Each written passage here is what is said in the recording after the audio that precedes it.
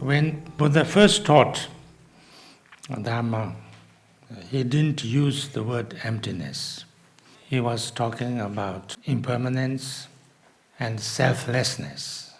Selflessness and emptiness is same thing. Selflessness, we talk about two selflessness. Selflessness of the self and selflessness of the phenomena. What is it that I am? What is it that I am? Am I the body? Am I the feelings? Am I the perception, the consciousness that I have? Whatever you look at, you find that there is nothing which is independently existing on its own. So when you understand this, everything is changing. Everything is momentary. Your parts of your body is also momentary. Your thoughts are also momentary. Your consciousness is also momentary.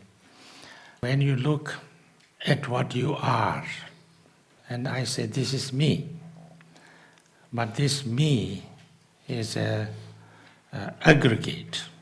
Aggregate means many things put together. There's no one thing. Even my body is made of like millions of different cells, billions of different cells. All of them are always changing. I say that I am when I was born and I am when I am now, the same thing we feel.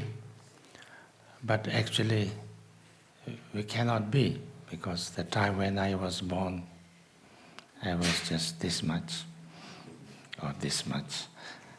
Then now I am this much. And totally different. Even my mother, if she didn't see it for a long time, would not recognize me. Everything in me keeps on changing. The scientists have found out very clearly that after every 7 years, there's not one cell in me remains from the time 7 years before. So what I am is a little bit like the river. So we look at the river and say that this is the river which was there for hundreds of years, maybe thousands of years. And we call that river. And we say that this river existed for a long time. But actually when we look at the river, what is the river? The river is the water that's flowing. So if you look at the water that's flowing, the water that is there 1 second before is not there now. It's always changing.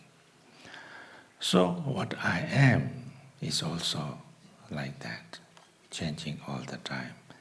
Although we think I am the same being, I am the same person, everything is same thing, and I will be the same thing, I will be same.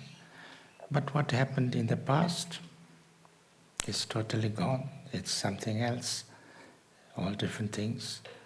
What is now is another. What will be is different. Something that happened before, I hold on to it.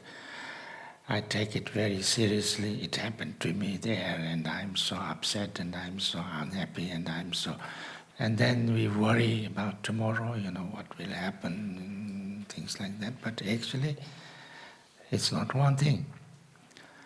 So therefore, if I deeply understand this, recognize this, and realize this, then you can actually have a deep understanding that I don't have to be so affected by everything that's in the past or the future and things like that. So I am always changing. I don't really exist even more than few moments, it's all.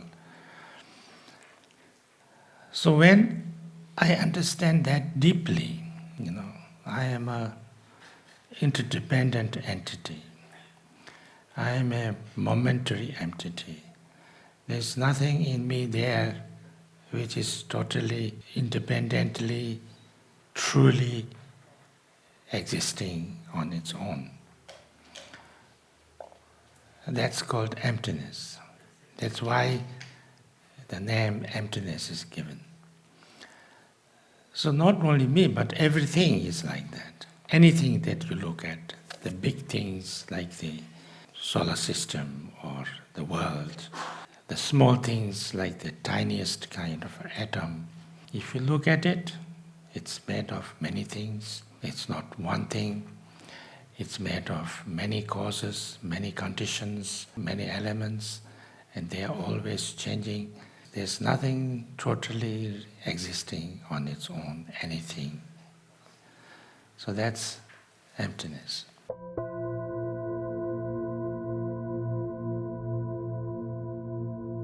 If everything is emptiness like that, how things appear, how things exist, they exist in an illusory way. They exist because it's interdependent, because it's relatively existing. They exist because it's always changing. If things always didn't change, it would not exist. We exist because our cells are changing all the time. New cells are growing and old cells are dying, and that's why we exist. If nothing grew and nothing changed, we'll be not there. The way everything exists is in that changing way, growing way, interdependent way, dependently existing, relatively existing. Everything is existing either dependently or relatively. Everything is emptiness in its nature. But we don't know that. We don't know that, and therefore we think everything exists on its own. Everything exists independently. So therefore, I always have aversion, attachment to myself, to others, and then we have these emotions. I want this, I don't want this, I have to get this, I don't want to get this. The samsaric state of mind is based on that misunderstanding of how things really are.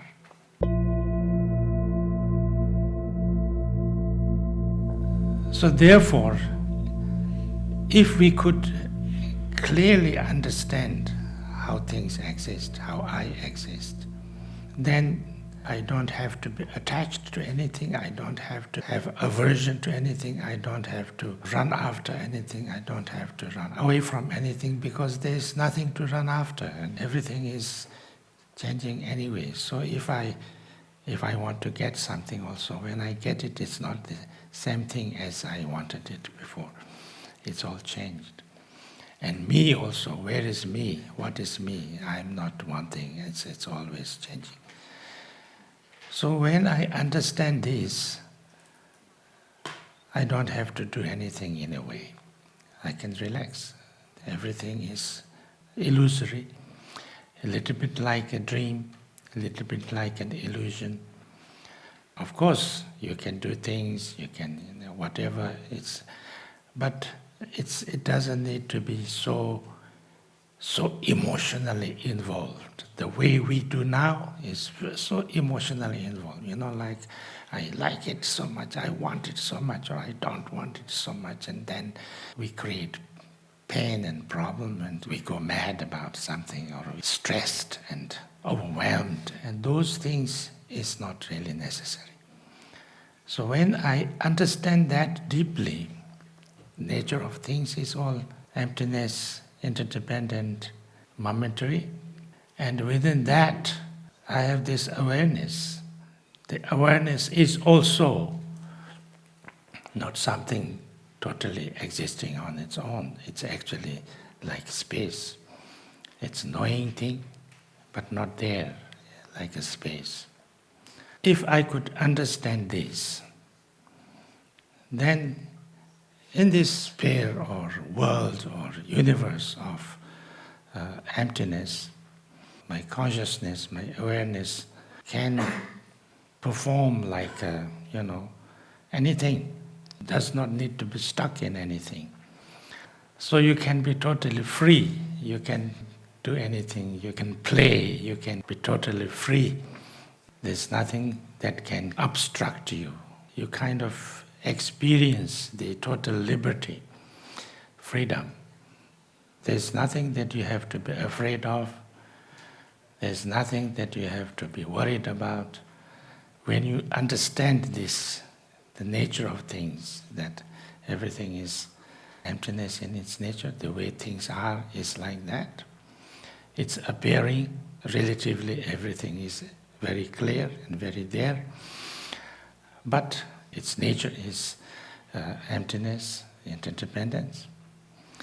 And we are, or our consciousness is also nothing totally concrete or anything like that. It's clear light, it's awareness.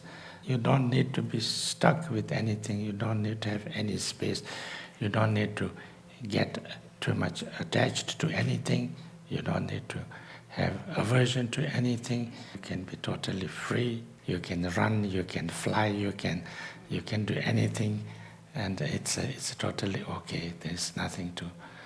So, something like that, you become totally free.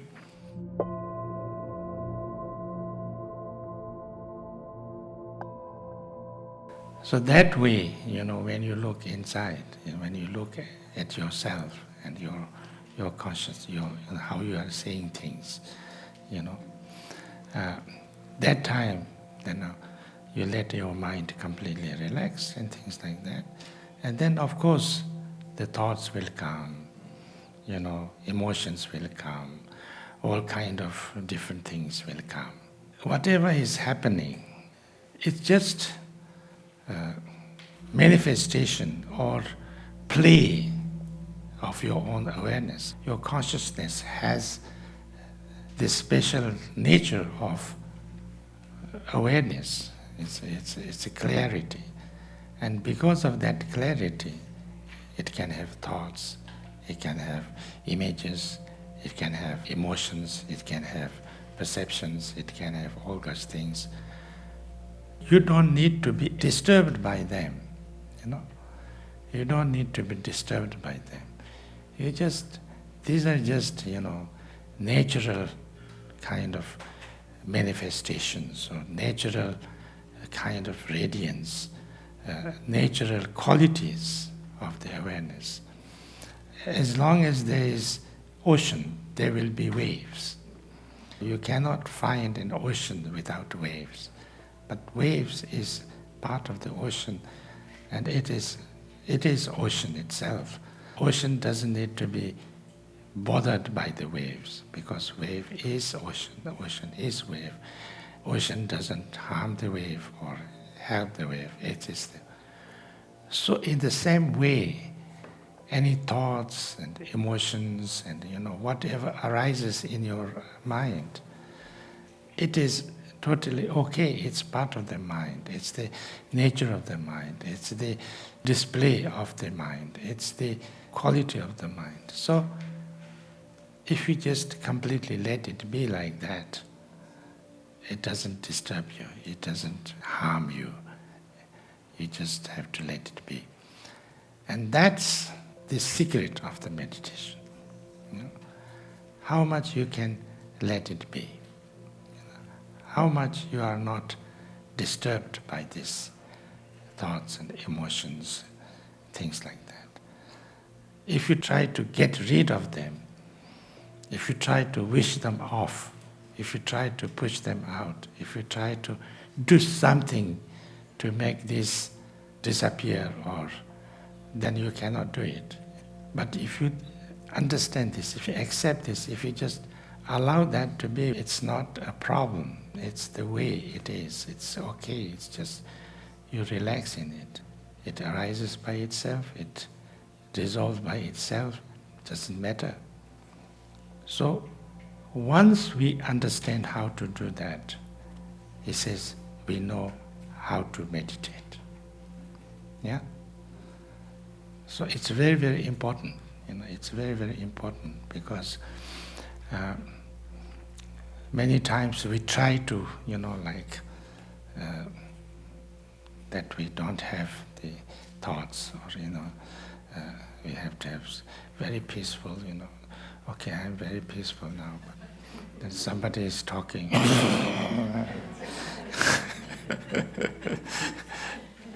That is not real meditation. The real meditation is that you can have any disturbance and it doesn't matter. That's the thing.